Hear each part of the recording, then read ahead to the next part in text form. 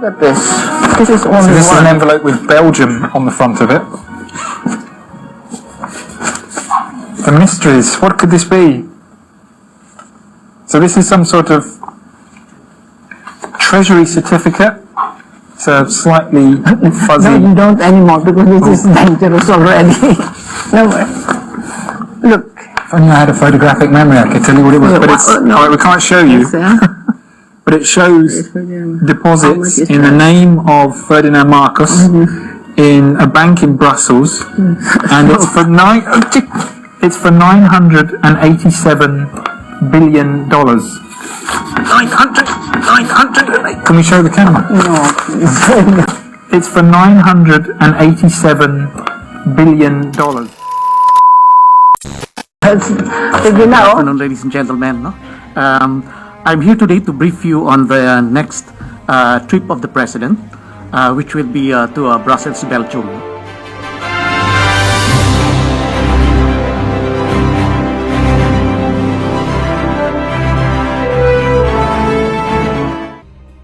Magandang hapon, Malacanang Press Corps, at welcome sa ating press briefing ngayong araw. Kasama natin si Assistant Secretary Daniel Espiritu ng DFA Office of ASEAN Affairs. Hasek Dan. Good afternoon, ladies and gentlemen. No? I'm here today to brief you on the next trip of the President, which will be to Brussels, Belgium. He's going to attend the ASEAN-EU Commemorative Summit. And this is important because this will mark the 45th anniversary of ASEAN-EU relations. If we will remember, ASEAN-EU relations was established actually in 1977, 3 years ahead of the conferment of a dialogue partnership status to EU by ASEAN in 1980. Now, since then, the relations between EU and ASEAN has grown by leaps and bounds, so much so that by 2020, we were already able to confer upon EU the status of a strategic partner. So, okay, the trip will last from 12 December to 14 December. The summit proper itself will be on the 14th, and this is what is expected of the President. This is very important for the Philippines and for the President because the Philippines is currently the country coordinator of ASEAN in its relations with the European Union. For 2 more years, we will be the country coordinator. So we were instrumental, of course, in cooperation with the European Union and the other members of ASEAN in preparing for this summit. We led ASEAN in the preparations for this summit. So the role of the President is very important in this regard. Now, the summit proper will be on December 14. The President will speak on several occasions. During the plenary of the summit proper itself, of the commemorative summit, is one of the officials, the leaders of ASEAN and EU, who will deliver the opening remarks. After that, he will be giving an omnibus intervention as a country head of the delegate of the Republic of the Philippines. Then after that, at the closing ceremony, he's also expected to be one of the officials who will give the closing remarks. And in fact, at this right after that, even at the press conference, he will be one of the ASEAN and EU officials to participate in the press conference. Apat lang sila doon sa press conference, but the President will be one of them. But this trip will not only focus on ASEAN-EU relations. Sa kinagabihan, merong gala dinner, itong ASEAN-EU Summit. But earlier in the day, in the first half of the day of the 14th, meron ding meeting si Presidente with the business community. In fact, there will be one-on-one meetings with big corporations who will be expanding their presence in the Philippines. That means more investments and more jobs for us Filipinos. And then there will be business roundtable with EU and European corporations, during which the President will have the opportunity to expound on our trade and investment policies to attract more, of course, trade and investments from Europe. Then, kasama din dito yung networking among Filipino businessmen and European businessmen. hopefully, for this networking, the Filipino businessmen will be able to come up with deals with their European counterparts. Now, to provide more detail on the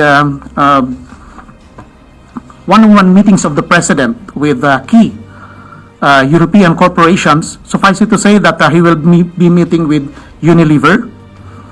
And this is important because this corporation is intending to establish a new state-of-the-art manufacturing facility for personal care products in Cavite. So, expansion of investments ito, no? To the tune of 4.7 billion pesos. Now, it's expected to generate at least 130 projected employment for the Philippines. Now, the 130 new jobs. He's also expected to have a one-on-one meeting with OSEA, the shipbuilding and navigation and logistics company, who are intending to develop a shipyard with an investment of 1.5 billion pesos and which will create 500 to 600 direct and indirect jobs. No? And then also with Acciona, it's an infrastructure and renewable energy company which intends to invest in renewable energy sector in the Philippines. Then Semaris, it's wholesale market and international logistics hub management company or corporation which intends to develop an agro-logistics at the new Clark City that will build and operate a wholesale market for fresh products with an organized and efficient food supply and value chain. So these are only among the few companies na kakausapin ni Presidente, which we believe will expand investments in the Philippines and therefore generate more jobs. So, but there will also be a meeting with the Filipino community on December 12, 2022. So, now on the 13th of December, there will be further meeting with the business sector, but this time with ASEAN and EU themselves within the framework of the ASEAN-EU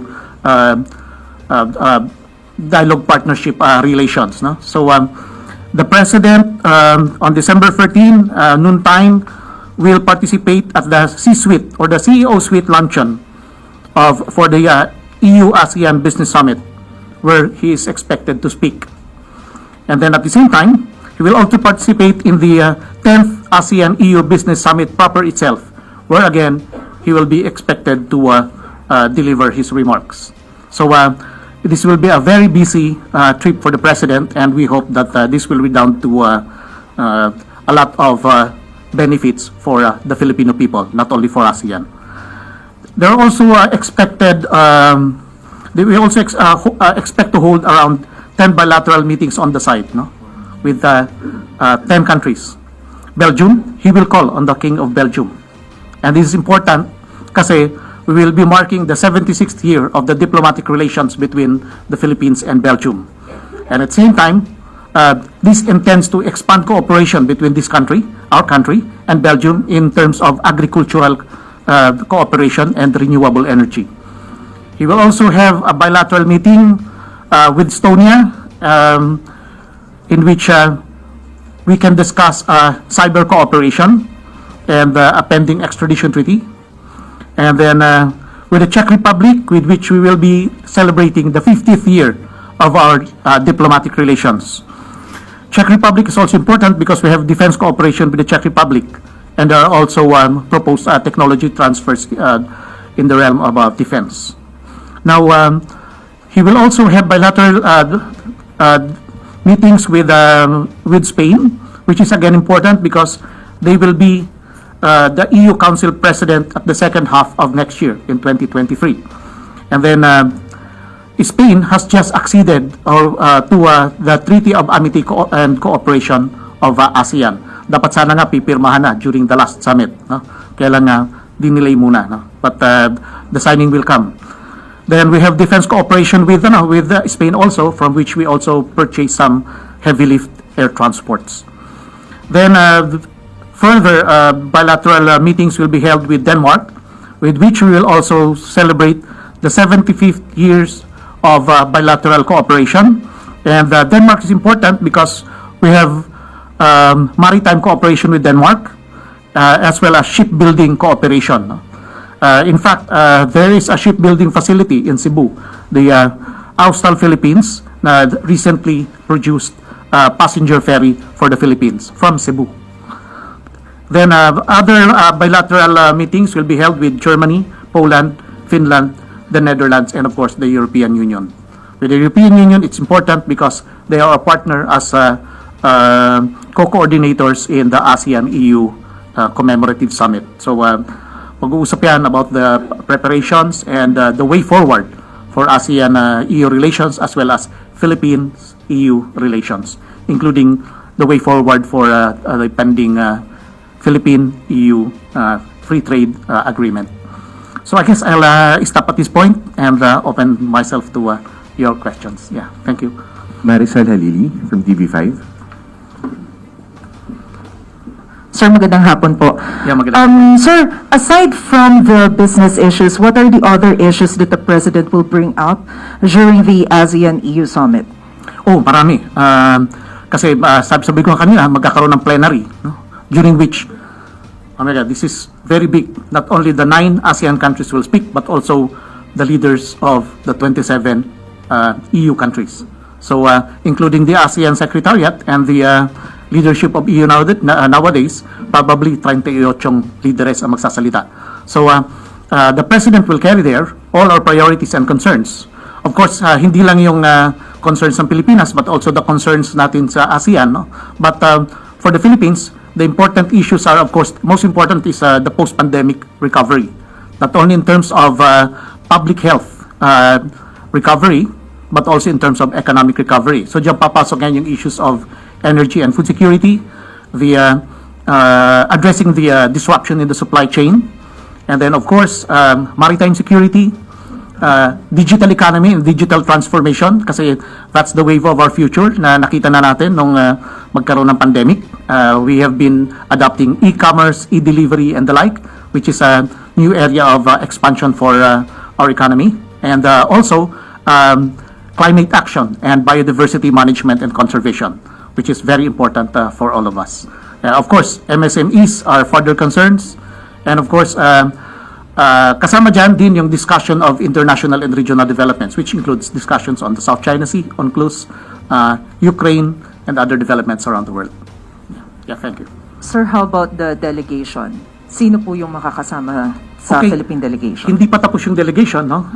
Binubuo pa, no? But suffice it to say that the President will be accompanied by the officials of the Department of Foreign Affairs as well as of the Department of Trade and Industry, kasi nakita nyo, ang daming business meetings.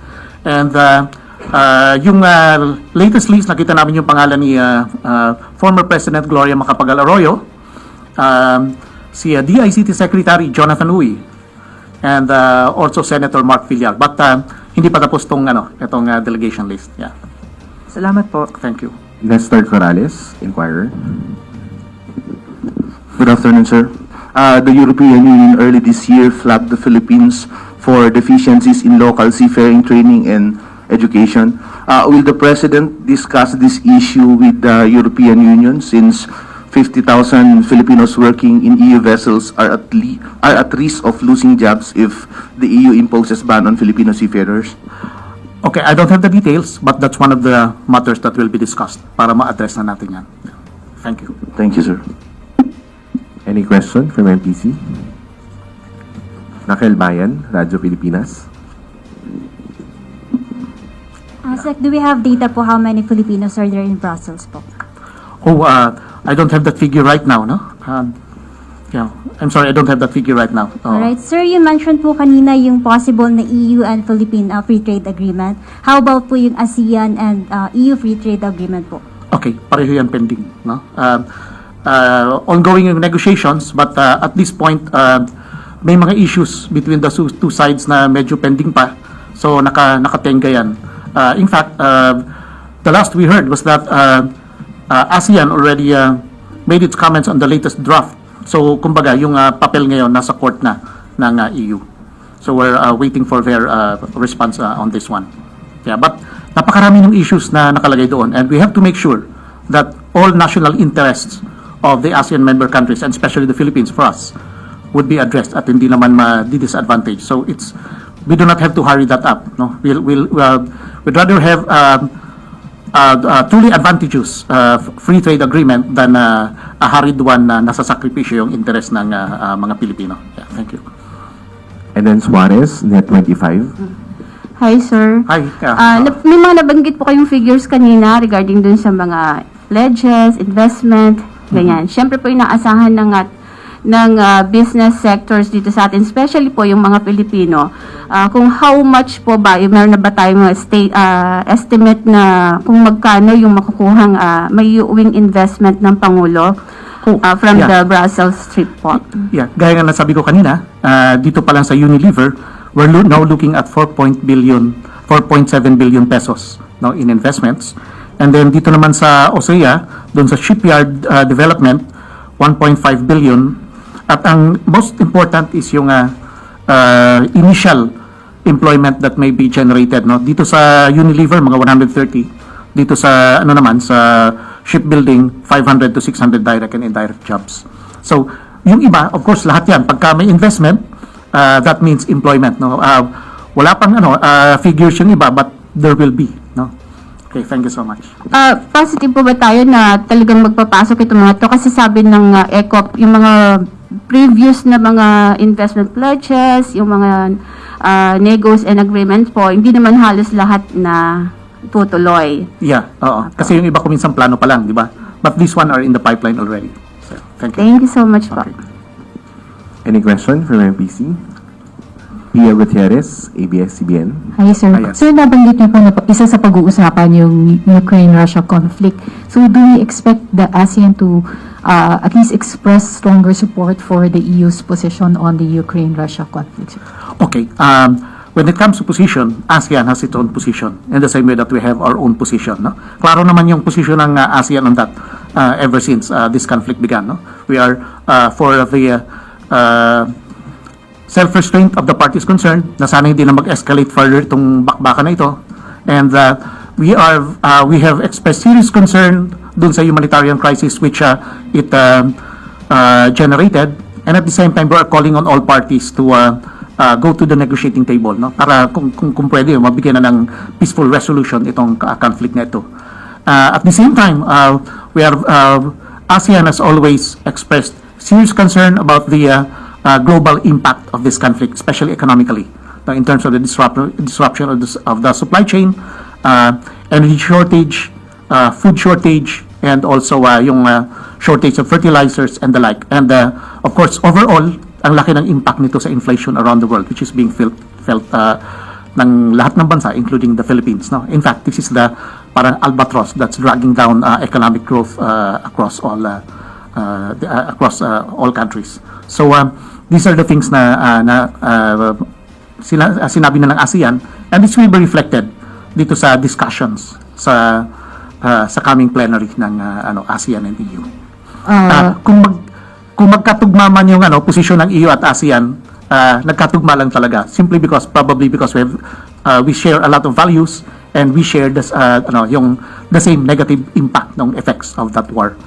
But of course, we are united in our recognition of the principle of sovereignty, non-aggression, and of course territorial integrity. Sir, during the summit, will the ASEAN explore the possibility of imposing unilateral sanctions against Russia? Not that we heard of. Salamat, sir. Kasi it's a matter of consensus, di ba? Kahit may ilang countries na gusto, kung merong ayaw or cautious, kasi hindi lang naman sanctions ang possible response diyan. Anyway, sanctions is already here, di ba? It's already being imposed by Western countries. So probably we could explore other actions. Another question from Nestor Corrales. Sir, you mentioned earlier that one of the issues to discuss during the summit was the South China Sea issue. So, will the President seek European support for the Philippines' effort to resolve maritime dispute with China in the South China Sea? And if yes, what particular support will the Philippine government ask from the European Union? Well, at this point, the European has already been supporting the Philippines on the South China Sea, no? Including sa arbitral. And this is not only true in terms of European Union as a whole, but may mga individual members who have supported us even sa arbitral award. But of course, continued yung ano natin, pag-carry ng Philippine government ng mga posisyon natin dyan sa ASEAN and sa pakikipag talakayan with the EU sa relations. Are there commitments from the EU that the President would like to seek, like stronger support in terms of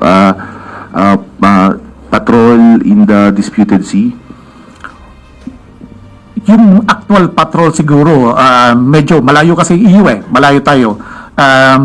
But enough na yun na ang lakas ng pronouncements nila paulit-ulit in support of the Philippines on the issue. Thank you. Arrange mo pa yung actual patrol. We are not discounting that, but of course, malaking undertaking kung sakali. Wala naman sa card yan so far. Sec Daniel, may we ask for a closing statement? Yeah, okay. Thank you very much, ladies and gentlemen, for coming on a short notice.